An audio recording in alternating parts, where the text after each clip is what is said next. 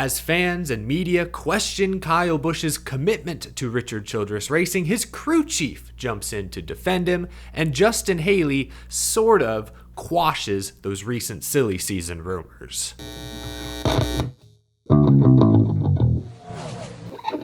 How's it going, y'all? My name is Eric. Welcome to Out of the Groove. Lots of interesting topics to tackle today. Let's start with Kyle Busch. On Saturday, Kyle Busch raised some eyebrows when he was asked about his contract situation and had this to say, quote, "Anything is possible always. If I was welcomed by JGR, I would go back. If Hendrick welcomed me back, I'd go back. But right now, I'm at RCR with my group of guys and the deal I have right now in place, so we're trying to work and build this program and make RCR great again." The first bit, where Kyle Busch appears to acknowledge that he would rather drive for either Hendrick or Joe Gibbs Racing, that's what caught everyone's attention. I compared it to a starting NFL quarterback openly discussing going to a different team, how he would lose the locker room. Kevin Harvick, on his Happy Hour podcast, called those comments a kick in the teeth to the guys and gals who work at RCR. From the outside looking in, those comments sounded like a plea for help, an SOS.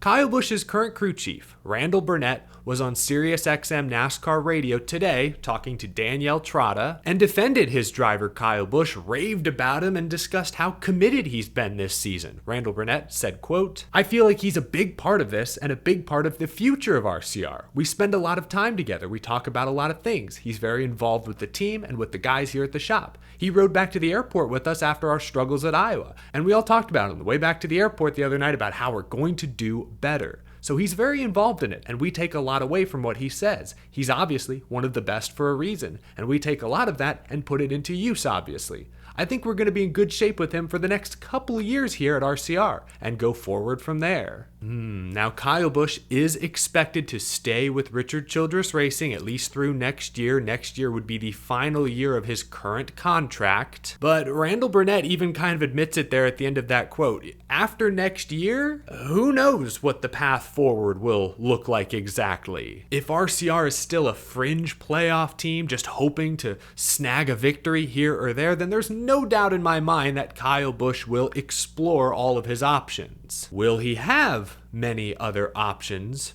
That's another question. Like I said the other day, Kyle Busch is an all-time great, talented driver who hasn't been able to fully realize his potential for nearly 5 full years. Blame it on a lack of practice, lack of time in an Xfinity and Truck Series car, blame it on the next gen, having a hard time adjusting, adapting, different teams, different crew chief. There are a ton of contributing factors, but my point is, Kyle Busch will soon be 40 years old and hasn't been to a championship 4 since 2019. For all their issues, there aren't many teams out there consistently as fast as Richard Childress Racing. I read you guys those Randall Burnett comments. Overall, I'm encouraged reading that. It sounds like Kyle Busch has been putting in the work. I'm confident Kyle Busch will be with the team through the end of next season. And knowing that Kyle Busch is under contract for the next 18 months, I hope he continues to make the most of this situation. Keep putting in the work, build the chemistry, be the leader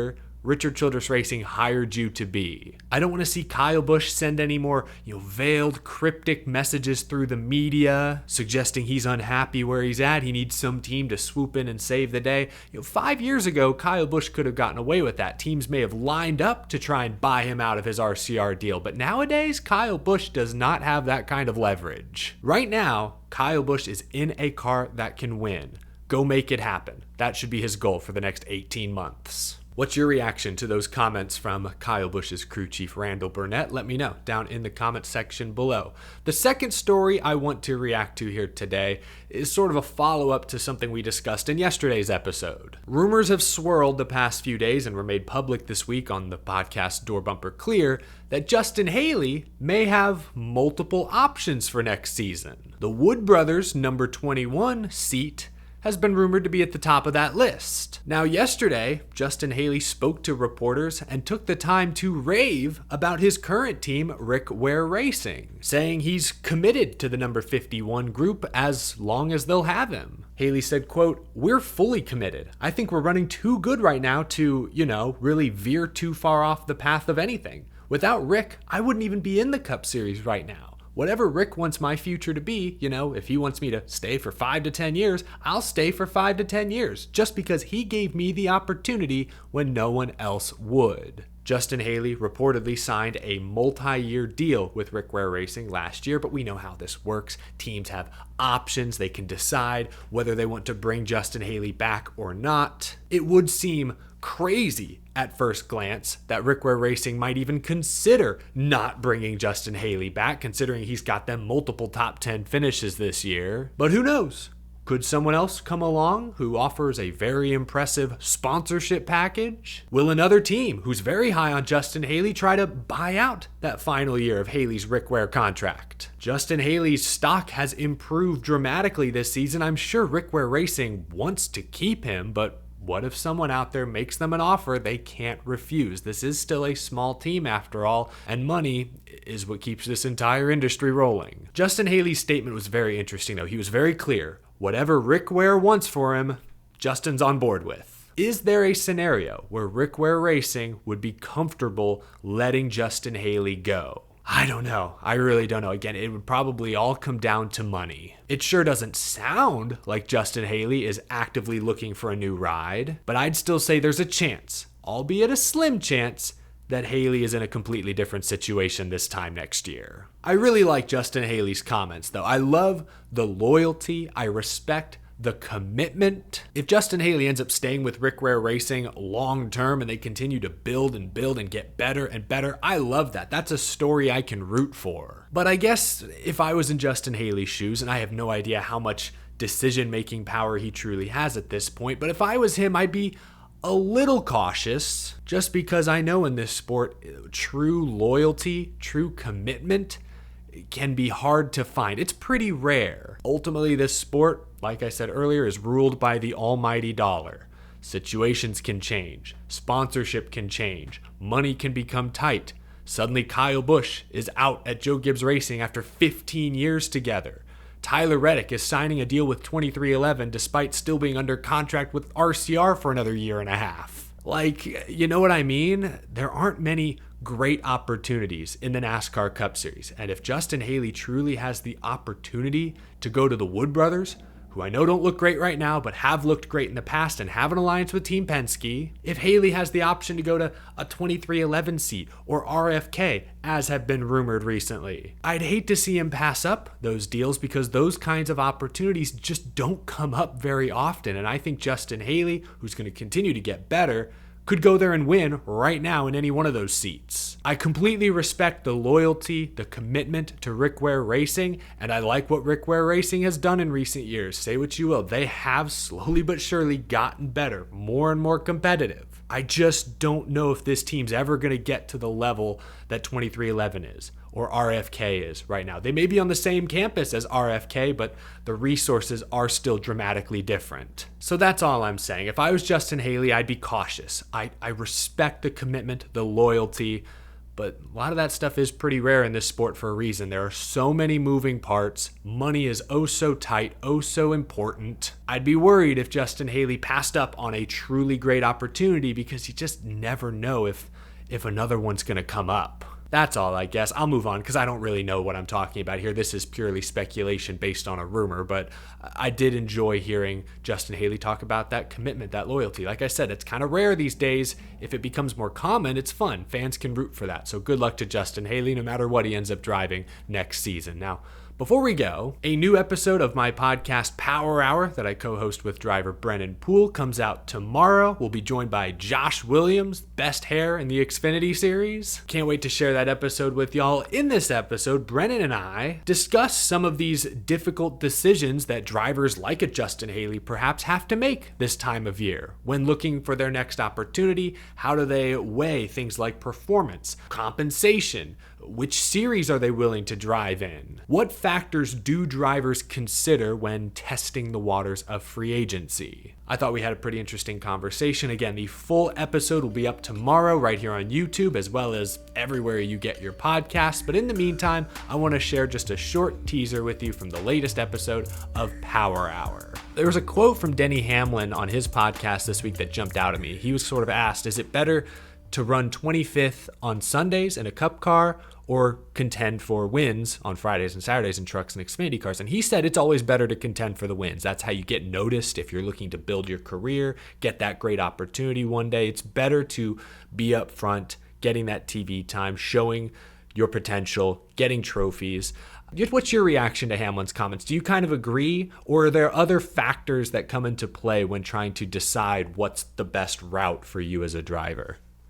Yeah, I mean, I definitely agree with that. I mean, I think it's always better to win. It's really hard to replace trophies, and Hmm. that's something I think about constantly. I think for a lot of guys, again, we get into this situation where we just talk about sponsorship money on making the deals work. And for me, I have to race to pay my bills. So I have to find a way to be in a race car. And sometimes the money that you have support wise just doesn't align with some of those opportunities. And yeah, I could take some of that money if I could convince my partners and stuff to do it and maybe run on a part-time basis and in a better car or something like that. But then, you don't, I may not make as much money. And it's like, how do I pay my bill? Like, hey, I'm in a window where like I have to race to live. So, it starts, you start trying to figure out, okay, well, what is the best situation I can be in? What is going to help me get recognized maybe by some of the other teams? What's going to help me raise more sponsorship money so that I can go to a big team and put myself in that situation? And that's sort of what I've done this year that made my decision to go to Alpha Prime. I felt like watching them last year, racing around them a little bit, like if I could just get in that car, I feel like I could do something really good in it.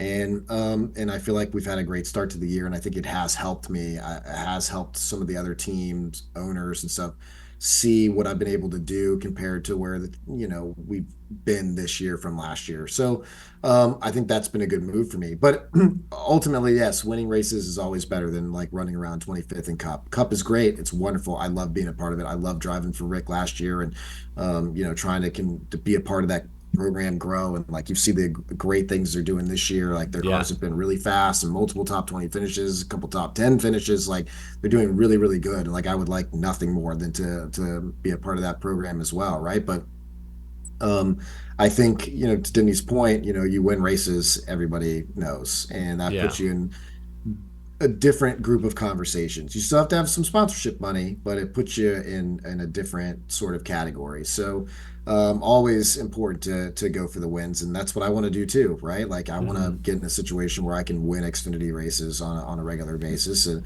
hopefully put myself in a position to be in a really good Cup car one day.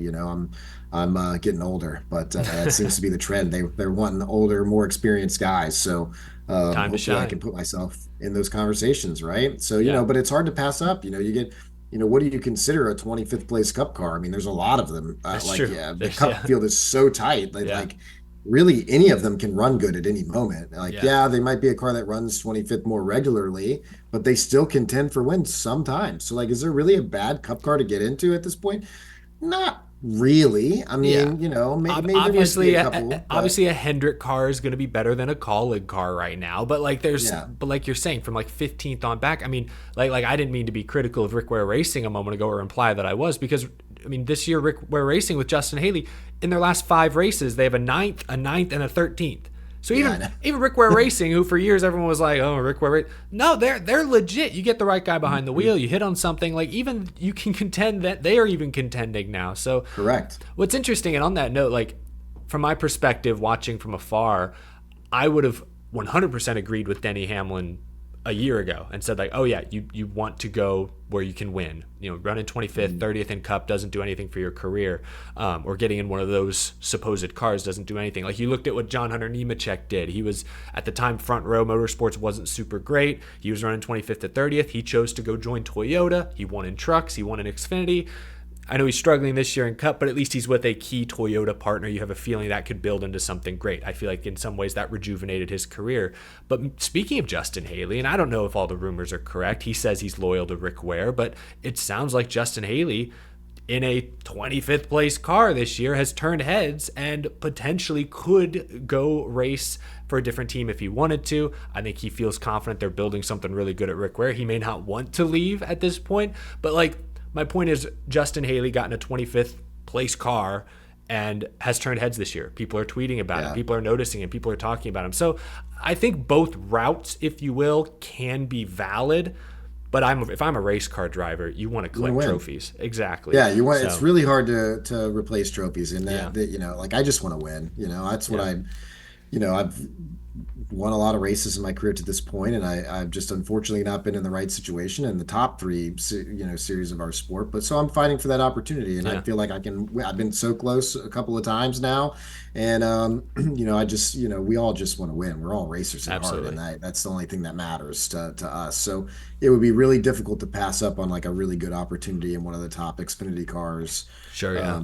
To just like go fight for wins every single week and go race for a championship. But at the same time, it's like, if a cup opportunity opens up and it's a really almost any of them are good opportunities, and it's getting harder and harder to find a seat, it's going to be hard to turn that down also. Absolutely. So you really have to, it's tough. It's a tough decision. Again, you will be able to watch and listen to the full episode of Power Hour tomorrow.